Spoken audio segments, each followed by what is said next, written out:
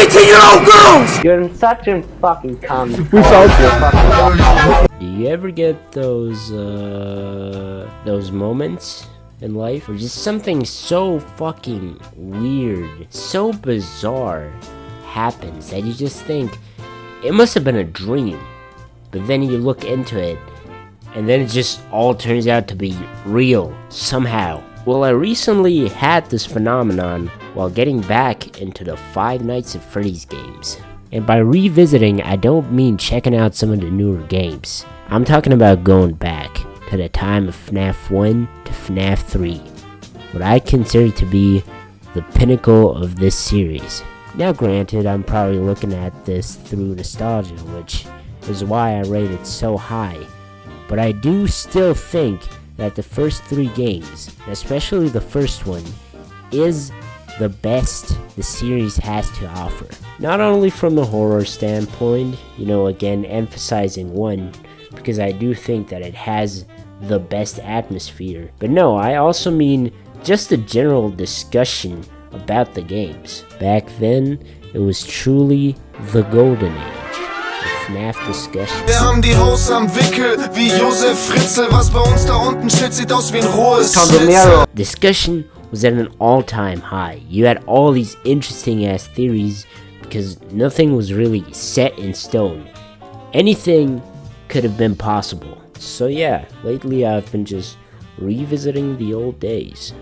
Gotta say, it was pretty awesome, I still love these videos, and just seeing them, just for the nostalgia alone, I don't even think they're like entertaining to watch, they're well made, but just the nostalgia alone, it warms my heart, as goofy as it sounds, since this is still like a game about some fucking robot bear trying to molest some minimum wage worker. Oh, fucking at McDonald's chicken cams. Diesen Scheiß an, Leute. Oh Mann. Ich weiß ganz genau, dass ihr jetzt Screenshot macht und es auf Instagram postet. Yeah, Screenshot. Let's give it. So weeks pass, all's normal, just watching some videos, but slowly I'm starting to notice how the videos are kind of drying up, and I'm getting into weirder and weirder territory. Until I fucking got this. This video. It hit me like a fucking typhoon. This video about Nazis trying to kidnap children and Chica having a Jew detector built in. So, before I can give any information regarding Freddy Fazbear's Pizzeria, the viewer must note two very important history lessons. The first is that World War II occurred between the years of 1939 and 1945. These two met in the ACS, also known as the American Chemical Society, National Meeting of 1947, where Abel Hines revealed his vast knowledge of eugenics. The first exoskeleton was disguised as a large purple bunny. The second exoskeleton was disguised as a gigantic yellow chicken with an orange beak. These two were able to successfully lure many children because of their bright eyes and joyful music played on their instruments. They would lead the children into the laboratory through a complex system of sewer tunnels. Remember, adult supervision was extremely poor at this time, and these animatronics specifically targeted homeless children. Abel used the second exoskeleton disguised as a large yellow duck/chicken with an orange beak to lure the children, but had made covert changes to its programming. The specific changes made on the exoskeleton was to clearly distinguish which child was Jewish. It is so fucking stupid, it has engraved itself into the back of my mind.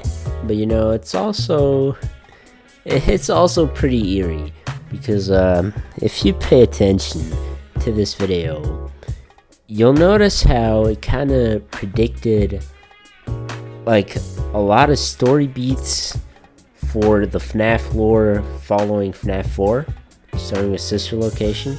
And I want to remind you, this video came out 2 months, 1.5 months before FNAF 2. Like, come the fuck on, dog. You can't tell me that this is a coincidence. Like, if it was one minor plot point, I'd be like, okay, fine, maybe it was like a reference and not to it. Perfekte Scheiße, Husten, hört man das in Aufnahme? Yeah, you know, I get it. Cool, whatever. But bro, this is like big stuff, like big plot points predicted before the second game was out. You didn't even know that William Afton was fucking Spring. You didn't even know who William Afton was. That name didn't fucking exist before. Don't be on the road too tough, but I still cut you with the local tugs. So what am I trying to say? That Scott Cawthon stole his idea? Okay, now's the time for my game theory. Don't you tell me how many calories I need, bitch! Cause I'm on my plot stuffy hanging on my huss. Of course, you know, like fucking opinion, not real, theory, fucking entertainment. I'm not this is all not real. I'm not claiming that Scott Cawthon is a Nazi. No, don't take this out of context. Scott Cawthon is a Nazi. God fuck damn it. Right, so here's my theory. I'd say that Scott just made the first game and added this little backstory about, you know, 5 kids getting murdered, getting put into the suits, all well, and he didn't really pay much more attention to it, you know, since I'm pretty sure he didn't think that it would blow up this massively, you know. All of his previous games, they were kind of like flops. Then it fucking took off, and he was like, oh shit, okay, I'll write, you know, an actual plot for this.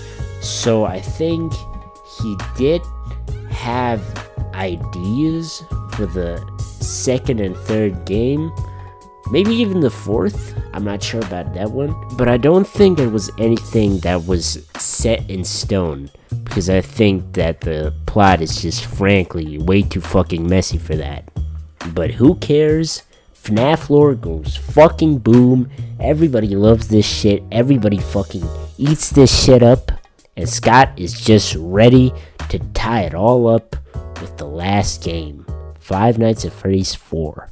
Then, the 27th of September 2015 hit. Judgment Day. I don't even know if it happened on that day. I just picked some random date. But yeah, basically the game theory live stream. FNAF live stream. Yeah, I love FNAF. Five Nights at Freddy's. I wasn't there, okay? To clarify, at this point, I don't even think I knew what a fucking live stream was. But what did happen was kind of fucking insane. So, Scott decided to post hints as to help solve the story of these games. Hints which would help massively. And soon, it would come. 13th of December 2015. This time a real date for the release of the Dream Theory video. Let me clarify my stance on this. I don't know how much of a hot take this is. I'm not into the fucking FNAFers, the FNAF fandom. But I think that this is the way that the story was supposed to end. At least it was the conclusion he made as he got to FNAF 4. Because at the end, it just seems to tie up all way too nicely for all of this to not be intentional. So the story done, all Scott had to do was sit back and watch the fans react. And holy fuck, they hated it. So he's like, oh shit, I gotta do something about this. But you know, back on track. What am I trying to say with all this? That Scott Cawthon, literal fucking millionaire, I think, by this point. I don't even fucking know. This guy ripped off fucking, what is his name again? I gotta look it up. Pro Class Gamer XX Pro Class Gamer XX ripped off his fucking ideas for his multi-million-dollar point-and-click franchise, all while doing nothing but just removing the cool parts. Okay, let me be serious for once here. Let me just phrase it like this, okay? Look at Scott, okay? He's this developer who's super active in the community. When something happens, he notices. And in the early days, do you think it's so unlikely that he fucking noticed this video, he watched it, and it just burnt itself into the back of his mind because it was so fucking stupid and so fucking retarded that it was still there by the time of FNAF 4, not as something conscious but something unconscious, and that when he made his new game, for which he had no idea of where the story was supposed to go, he unwillingly made a lot of similar plot points to this video. Okay, maybe it's very unlikely, but it's still possible. And why would I care? Because this guy is me. I'm Pro Class Gamer XX. Give me my fucking money, Scott. Damn. You better give me my motherfucking money before I beat your motherfucking ass. It ain't about the money, my nigga. It's about the principle, my nigga. You tried to hold me, bitch ass nigga, but you can't, nigga, cause my name Big Shaq, nigga. I ain't no little ass boy. I ain't none of these scary ass nigga that you got in your little cloaks or whatever the fuck you wanna call this cold ass shit, my nigga.